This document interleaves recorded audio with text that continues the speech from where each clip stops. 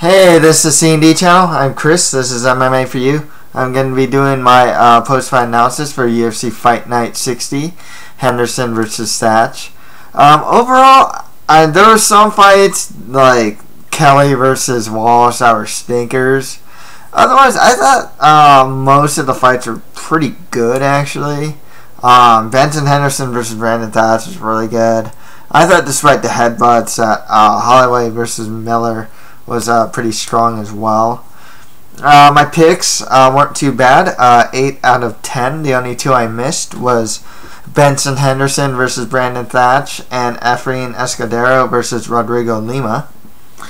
As far as bonuses go, Neil Magny and Ray Borg got performance of the night, while Benson Henderson versus Brandon Thatch got fight of the night.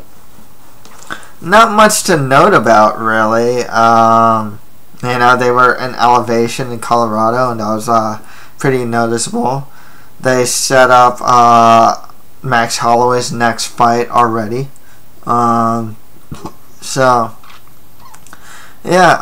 get started.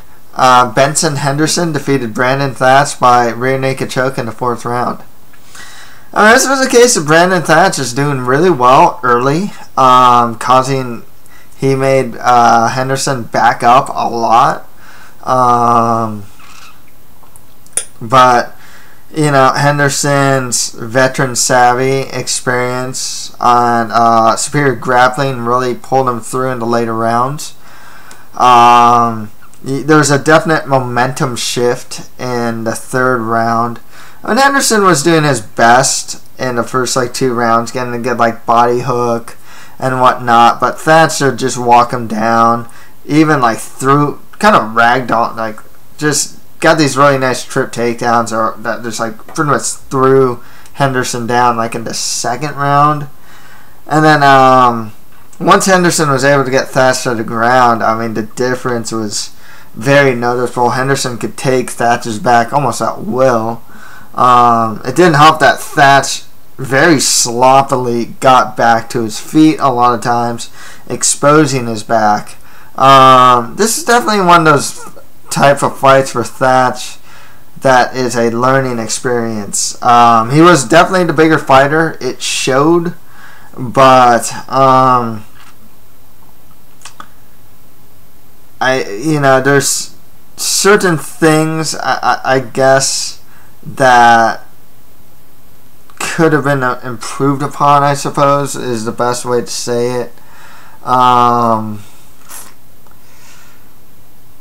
don't know if he needed to switch stances so much. Like I said, in the grappling aspects, he gave up his back a lot. I did get the impression in the first 2 rounds that he was trying to knock Henderson's head off. Maybe that tired him out later. So, there's certain things, maybe that I probably couldn't even see too, that were probably a good learning experience for Thatch there. But Henderson, man, this was a great performance. I gotta say, very impressed here. He, wasn't looking that great for him at those first 2.5 rounds or so. Well, actually, he did good in the 3rd. So, the first 2 rounds wasn't looking very good for Henderson. But, and also, the thing about Henderson, too, he's not a potent finisher, He has shown to be, he goes to decision a lot. They can be contentious decisions as well. So, he's not always the most potent finisher.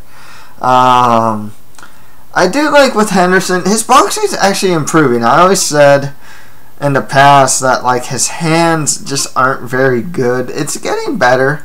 He's even getting a little better defensively in the stand-up, so that's good to see as well. It's really tough to say if I want to, I personally do not want to see Henderson stay at 170. I'd like to see him fight at 155. Guys the size of Thatch are becoming more of the norm and not the exception. Ryan LaFleur's pretty big. Rory McDonald's big for the weight class. I mean, there's a lot of guys that were middleweights. Robbie Lawler fought at middleweight for a long time. Well, he started at welterweight, went up to middleweight, and then went back down to welterweight. Johnny Hendricks, I mean, he cuts from this enormous amount of weight. I mean, a lot of guys are just really big for that weight class. You know, Henderson called out Roy McDonald, but I guess Dana White said no to that fight and said that McDonald already has a bout scheduled. In my opinion, I think Henderson should probably get maybe the Eddie Alvarez fight, maybe the winner of Michael Johnson versus Edson Barboza. Excuse me. Who else? It's hard to really say who Benson Henderson should fight because he's fought most of the top guys of the division already. So you know it's a case of him like always fighting prospect after prospect after prospect. You know, he'll fight dangerous guys. I guess he can fight Habib Nurmagomedov, but I think Donald Cerrone is already fighting him. So you know, Jorge Masvidal fights Ally Quinta. Maybe the winner of that gets Henderson. I mean, if he wants to fight at 170, I guess he can. You know, it just. I mean, he beat a really good prospect, a prospect I'm super high on. But otherwise, you know.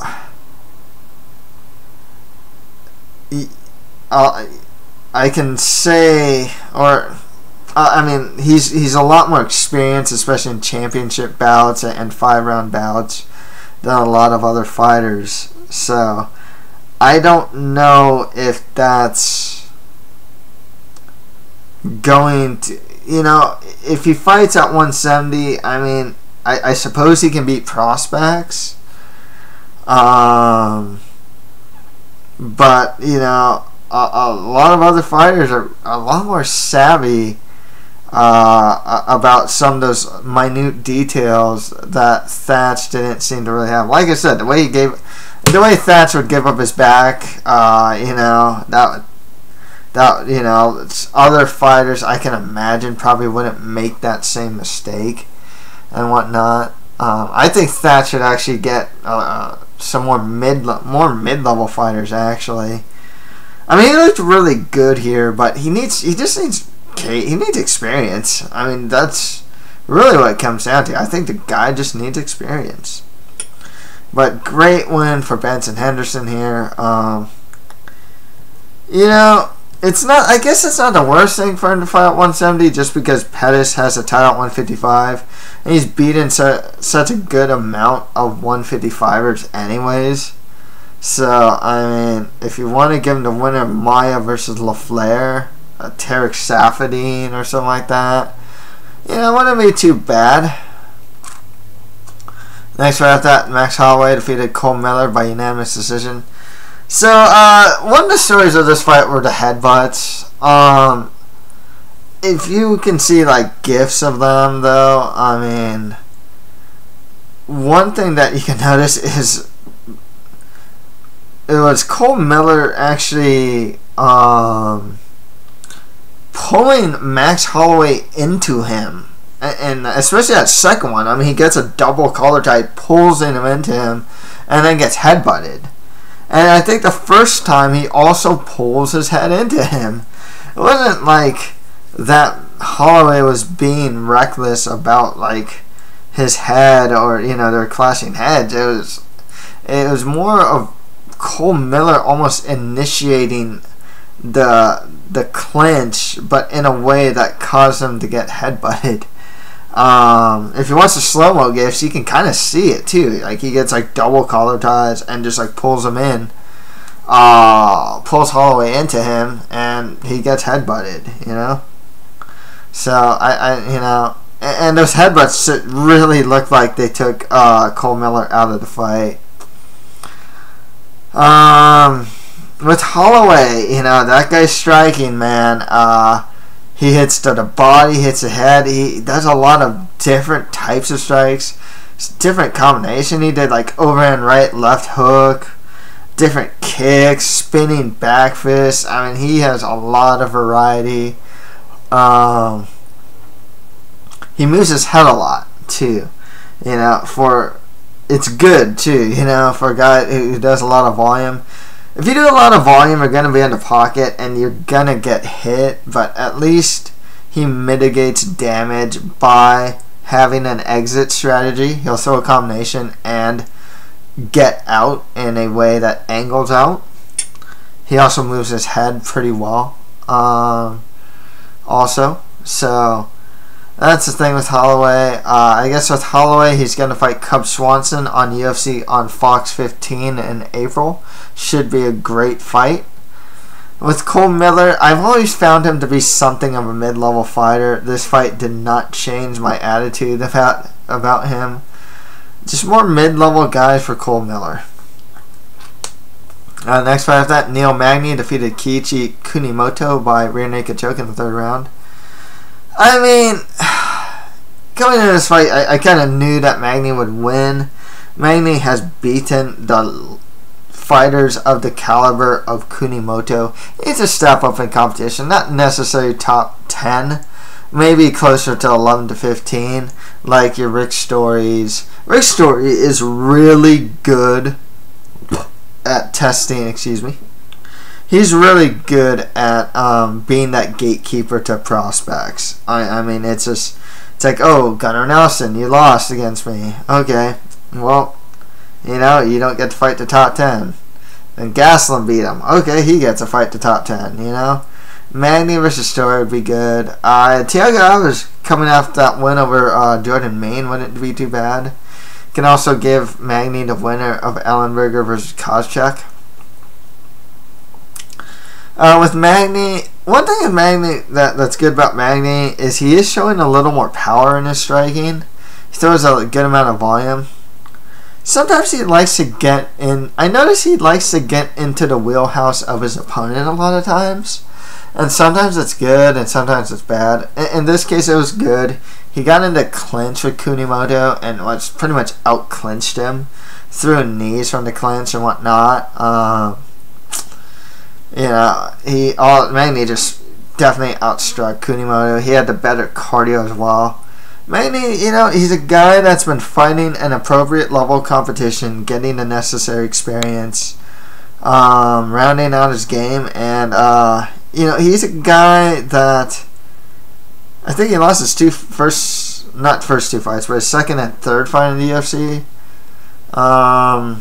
Really turned it around, showed why it's good for prospects to, you know, it's funny with Magny, he's not like a blue chip prospect, but he's a very solid fighter. I don't know how to say it. He's just, I wouldn't say he's a blue chip prospect. I wouldn't say he's a great striker, but he is a very good one. And he is a very good grappler, but not a great grappler, you know?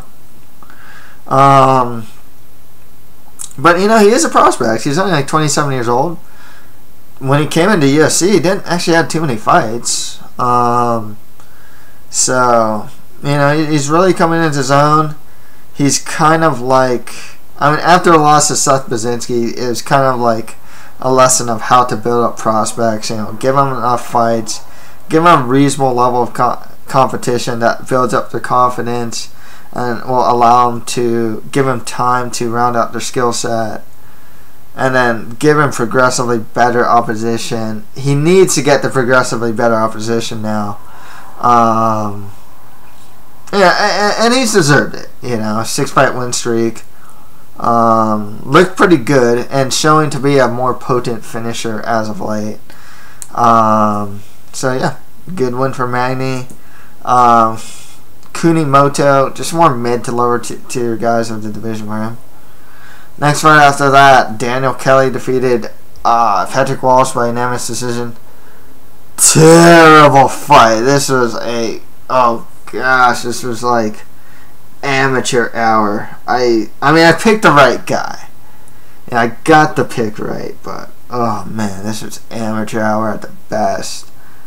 Like seriously, watch the fight.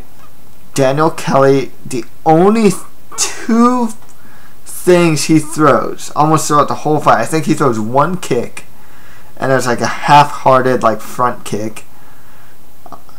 Only thing that Daniel Kelly throws are jabs and crosses. Like the whole fight is just jabs and crosses from Kelly, and Walsh with his hands down throwing hooks, and like one takedown that was completed and another one that got stuffed, and that was like the whole fight. I mean, it was like two guys with 2 or 3 moves. I mean, seriously, it was terrible. I mean, just low level skill. And sloppy skill at what the offense they used. I mean, just not a good fight. Walsh has probably the more upside, but he's just not ready for like true. I mean, he won his first fight in the UFC against like, was it Spawn? I think he fought Daniel Spawn. He's still in his 20s. He has some potential, you know. He is a grappler. He is a wrestler. Super raw. He's a guy that honestly either put him on like just Fight Pass prelims and give him like those low level middleweights, you know, like give him your Sam Alvey's, Dylan Andrews, Tom Watson's, you know, Stanislav Nedka. Oh no, I don't think he's there anymore. I mean, Daniel Kelly's already pretty low level. Luke Zacharich. I mean, just give him some of those guys. Give this guy some seasoning, because he is just not. He's not ready for this level of competition. Daniel Kelly. I mean, he looked really. I thought he looked really good against Luke Zacharich, but in this fight he's just like bad. I mean, he's not a. I mean, like, yeah, he's working on his striking. I get it, and he's a judoka, but I mean, it just wasn't very good. Next fight after that, Kevin Lee defeated Mikael Pizarris by unanimous decision. I liked what I saw from Lee. I like what I see from his progression. You know, showed strong takedowns offensively and really good takedown defense. He kind of outlasted Pizarris, who gassed after like the second and third round. And Pizarris is a fire hydrant. He is this hulking Brazilian top control grappler. He does throw a, you know, his striking. He hits hard, you know, but it isn't pretty. But like his top control is really good. So yeah, but you know, his gas tank isn't the greatest and whatnot, but he's a great test for prospects that Lee passed. One thing I do not like about Kevin Lee, though, is he just has no exit strategy after he throws a combination. He'll throw like a jab cross or something like that and a kick, and he just stands there. He does not angle out. He just stands there. I mean, seriously, he'll throw a combination and just stands there and gets countered. He needs to work on getting different exit strategies. He can angle out. He didn't even move back. He can step back. That's not the worst thing to do. Just if you keep stepping back and pushing up, you know, going up against a cage, that's really bad. Or step back, but at least at an angle wouldn't be too bad. But yeah, he has no exit strategy. He needs to work on that. But his hands looks good. When he threw straight punches, it was probably one of the more effective things that he did against Pizarris. He had a noticeable reach advantage. His wrestling's really good. Solid athlete, super young. Liked what I see from him. Looking forward to more. Looking forward to his progression. Just get more like mid-level guys at this point. Pizarris, gatekeeper type fighter. You know, he's tough. He really is. He's like a lesser version of Gleison Tebow, you know, and you know, he could be used in that role of just being kind of that gatekeeper for lower level.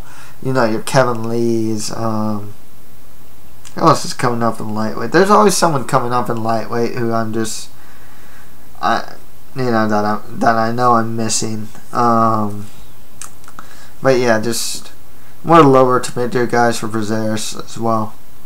Next round of that, Ray Borg defeated Chris Kalades by Kimura in the 3rd round. This was a cool Kimura too. I've actually seen this Kimura variation fail. It's a half guard. It's a topside half guard Kimura, where you step over the head. I have actually seen this in MMA. I think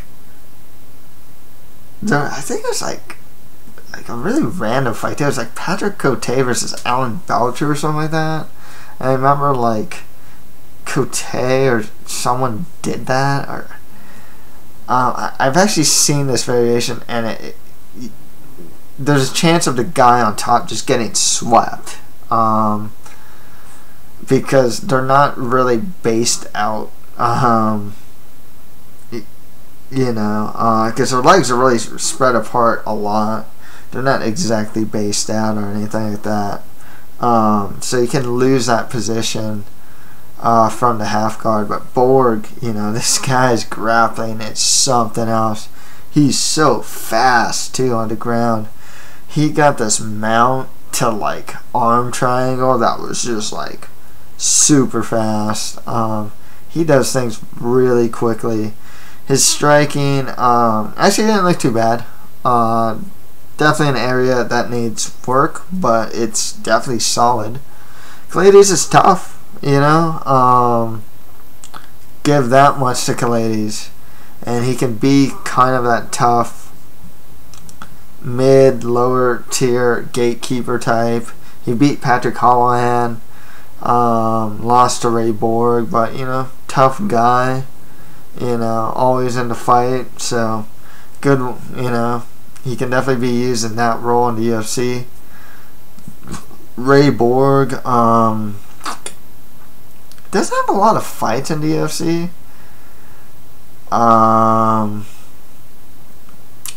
So, if you want to give him some guys that are higher up the ladder, I think he's ready for it. Like a Chico Camus, Wilson Hayes, maybe even the Dustin. Well, he already lost to Dustin Ortiz. If you want to give him that level, it's not the worst thing you can do with him. But yeah, he is a future contender. Blue chip prospect all the way. I'd say give him more mid-level guys of the division. Next right after that, on the prelims, Efrain Escudero defeated Rodrigo Lima by unanimous decision. Man, did Escudero need this one, but he looked good. He outstruck Lima. I believe he defended takedowns from him as well. I think he did get taken down at one point, but also Lima gassed out too. This was just such a much needed one for Escudero. It wasn't like the greatest fight, but it was actually nice to see Escudero doing well, because he's a guy that will lose fights because of not fighting in a way that's smart all the time, so that's all I can really say. I don't think Rodrigo Lima is ready for UFC level competition. 2 losses in a row could get a fighter cut, but it's not guaranteed, especially this day and age. But he can definitely use more seasoning. It seems like from the commentary team, he's working with a new striking coach. He actually showed some striking, but no his defense wasn't very good. He needs more seasoning. With Escudero, he manages to keep his job in the UFC. He's just fighting more lower to mid-tier guys of the division. Next fight of that, Skelly defeated Jim Ehlers by TKO in the 2nd round. Yes, by all rules, that strike is illegal. The knee at the very end was illegal. However, I will say this. The knee was being thrown in mid-action, while I feel it was mid-action as Eilers was like third point of contact was hitting the ground. That's kind of what I see as well. It wasn't like Eilers' hand or knee was on the ground and then he threw it, you know. It seemed like it was kind of like they were, you know, it was kind of things in mid-action, to me at least. Nonetheless, Skelly showed some improved stand-up. It doesn't help that Eilers just doesn't move his head at all. He's a really good prospect, Eilers, but yeah, that's definitely an area that he can work on. Because Skelly was throwing like lead overhand rights against fighters with better movement, better head movement as well. Maybe those don't land, but Skelly was actually throwing combinations. Sat down on the strikes, which was good. They weren't always the most technically. They're kind of loopy. But Skelly also has natural aggression too. He's just a guy that keeps kind of pushing forward. You can see that in his grappling, and usually if a guy has a certain style of grappling, you can kind of see it under striking in a sense. I can kind of see that with Skelly. He has a very aggressive grappling style. He's tough as nails, dude. I guess he's a really tough guy. And you kind of see that in his stand-up. It's also not the prettiest, you know, but it's really effective. Skelly's moving up the ladder, you know. Definitely fight more mid-level guys of the division. I can't really think. There's a lot of featherweights out there. I can't really think of like. I can think of prospects and I can think of like top guys, but I can't really think about like mid-level. Like who's in that mid-level? Like a Darren Elkins or something like that. Jeez, who else is there? Nick Lentz, I guess. I don't know. Nick Lentz is kind of high up there though. I'd say like upper mid guys for Skelly. With Eilers, just more mid to lower tier guys of the division. Next fight after that, Zach McCoskey defeated Tim Elliott by unanimous decision. Elliott's just aggressiveness just kind of works against him, against a guy like McCoskey who counter strikes with single leg takedown attempts. One thing about McCoskey too, man, this guy has a brilliant. He has one of the best single leg takedowns I've seen. He snatches that leg and gets that single so quick. Definitely one of his best moves, that single leg takedown. He's a great scrambler too. I mean, Elliott was active in all positions. When he's on his back, he's throwing strikes. I will say this though. I mean, some people might be thinking, oh, Elliott was doing more damage than Makovsky was from the bottom. The problem is, if you're doing like open palm strikes, a lot of them are just more. The thing is, though, it's like, even if you're throwing a lot, it doesn't necessarily mean they're greatly effective. They seem, sometimes strikes are thrown to like, it's like a foot stomp, it's so a fighter will react. I mean, at least Makovsky was actively trying to pass guard. He was actively trying to throw some ground and pound. And as active as Elliott was, I wouldn't say that those strikes were particularly strong from his back. And then he got like crucifix and whatnot. With Makovsky, I think he's already ranked, so I think he should get like a Chico Camus, Wilson Hayes, maybe a Dustin. I would like Makovsky, Dustin Ortiz next. Elliott, I mean, this is what, 2 or 3 losses in a row, but I think they should keep him. I think he's a good fighter, but they should just give him some more softballs, lower to mid-tier guys of the division. And finally, James Ntazeri defeated Cody Pfister by rear naked choke in the second round. 2 things I liked about Ntazeri here: his knees are really well timed, and his takedown defense was solid. He was the noticeably bigger fighter here as well. Good win for Mutaji. He's only in his mid-20s. He has a legit Taekwondo background, and he has, like, out of the highest level too, if I'm not mistaken.